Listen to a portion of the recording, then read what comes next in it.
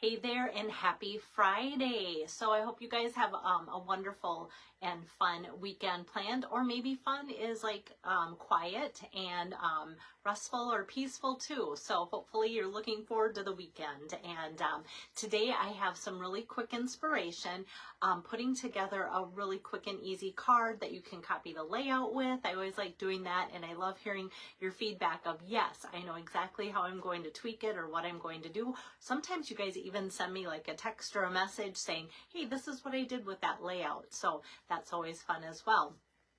I've been baking away today. My brother is so sweet always to give me, well, actually I have a couple brothers that give me their garden abundance, and I have my own huge garden, but this year my garden is not doing well at all. So like I've gotten some goodies, and so today I've been baking away with zucchini. So I've made a couple chocolate zucchini cakes, and yes, they are for one boy because the House of Football Players, he said devoured one cake like really quick last week. So this week I'm making 2 cakes and then a couple loaves of lemon zucchini cake, which I have made for a stamp camp here that went over really well, and I know he likes that too. So got that in the oven. So that is going to tell you that today's card is going to be a quick one because of that.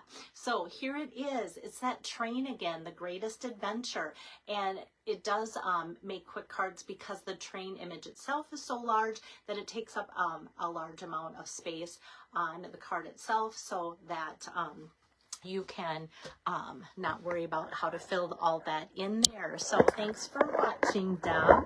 I didn't give a lot of notice today because I wasn't sure if I'd have time or not. I was also going to make a big pot of like my favorite fall cabbage stew, and it's like, oh, I'm not going to be able to make that happen with everything going on. And our guys got the combine going, and so that's exciting too. So that means maybe my time of doing lives might be disintegrating as we speak with that, because that's when my other job begins with the tractor, right? Okay, so here we've got the train, and this stamp set is called Greatest Adventure, and it is an online exclusive. So just type in the search button Greatest Adventure, and then that will pop up. I'm trying to see where that stamp, here it is. It's like trying to find the stamp set because I obviously can't flip open to a catalog. So you've got the image here. Here's to happiness ahead. Congratulations. I wish our paths cross more often. Good luck on your adventure. So very nice stamp set, and it has been popular with you guys so far. So the base for the card is going to be opening this way, and I'm choosing one of the In Colors Pebbled Path. Gave that a good crease. And now my disclaimer is that this is retired specialty paper. This was that tartan foil. I used to feel more sad about showing things that have retired. It hasn't been retired for all that long, and you guys loved it last fall because this had some pretty peacock, it had pecan pie, it had this. So if you remember me working with some really pretty fall cards last year using this, so that you might go, oh, I have that. So now it becomes exciting because I'm going to help you move some things through your stash like that. So this I cut 5 1/4 by 4 inches. And that I'm just going to then put on my card base. Sometimes my seal adhesive wants to move pretty fast across that because it's a little bit of a shinier surface on there too. Okay, so that we can just kind of set aside, and then let's go with stamping on our white here. Hi there, Sally. The basic white is 3 inches by 4 inches. I just did a quick measurement there, and I'm going to ink that up with the Pebbled Path ink pad. And this is a large stamp, so anytime I have a large one, or even my all sizes of my photopolymer, I like to take and pretend like this is an eraser and just kind of erase it on my desktop, because that will kind of take off any of the finish there. So I know I have talked about that quite often with the photopolymer, but even the large red rubber, especially this one, is very detailed, and it is one of those distinctive, with the capital I-N-K, distinctive, and people are always amazed at how well the ink just sucks into all those spaces at different levels, and it just adds so much with just one ink pad.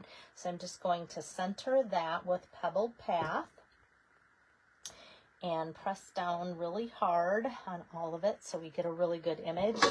And ta-da, like, people love it. I love bringing this to my classes because I think they just look down in awe and go, I just did that with one ink pad and one stamp. And so it's just an immediate, oh, how fun. Okay, so then what I'm going to do before I mat that on my black. So my black is then cut 3 1/4 by 4 1/4. I have this 1-inch strip, 1 by 5-inch strip, and this matches that with kind of the neutral tones, but it's from that cute little Lily Pond Lane. There we go. So if you remember this, you go, oh, really, we can make train cards out of that? Yes. So it has that fun design there. And actually, so that's the back side of one of the patterns. And even this would make a really fun background too for the train, just kind of a splattered, very masculine look here. So that could be, if you have this and don't have the tartan foil, I always like to bring in other things that would work for that reason.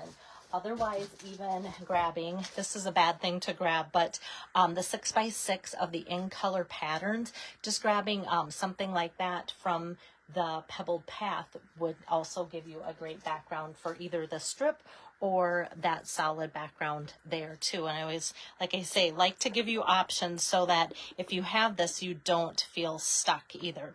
Hi there, Lori, and hi there, another Deb. We've got a couple of you guys on here. Okay, so this, I'm not going to do anything with the edges or anything, but I am going to put a little bit of adhesive across the middle, and I'm just going to kind of eye the middle here, and I can count about like 3 little divots on each side of these little arrow marker things. So that goes like that. So I'm putting it on my black. So kind of a different type of matting today. That's going to be sandwiched in between my layers. And then I'm just going to put this then on top of that, like so. And then I can just get some dimensionals going in each of the 4 corners. Like I said, like say you have a big fall leaf. I know the Changing Leaves bundle some of you are waiting for, and I'm not just saying that because Lori's on here. She's not the only one, but there's that big leaf, and I think, oh, how fun to change out like a background color, put that leaf front and center, and just do another tab across there too, with different colors or monochromatic, however, and that can be really fun to kind of replicate that way. All right, so we've got that, and then all I need to do is add an embellishment. I love these, you guys. The Neutrals Adhesive Back Sequins, they were in last year's catalog. I'm so glad that they're back because I love adding any of those kind of like like the golds and all of those kind of not gem tones, because then you think like the purples and the greens and such, but can't, like the coppery, brassy, gold, silver.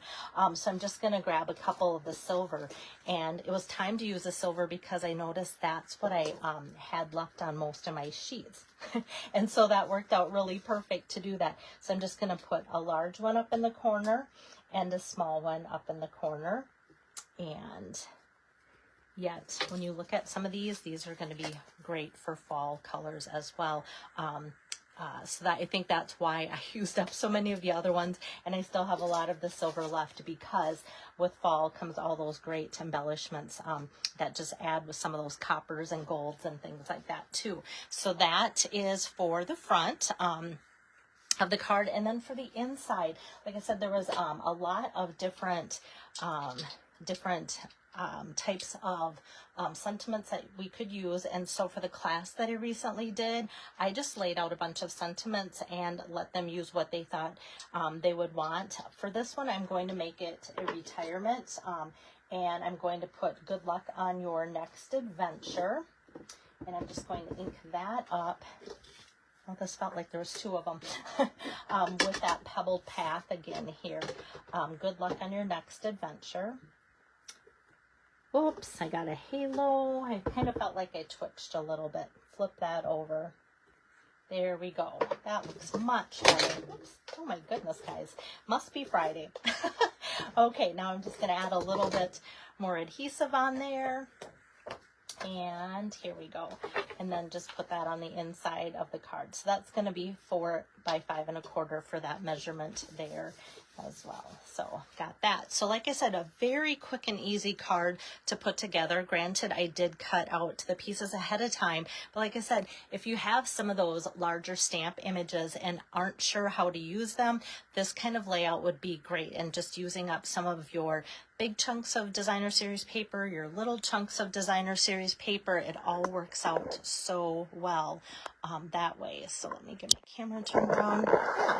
So hopefully I will be back with you again next week. I will be frantically preparing. I'm not ready yet, and I have a class coming up on the 30th in Medelia as a community ed class where there's still spots open. So 6 cards, $18.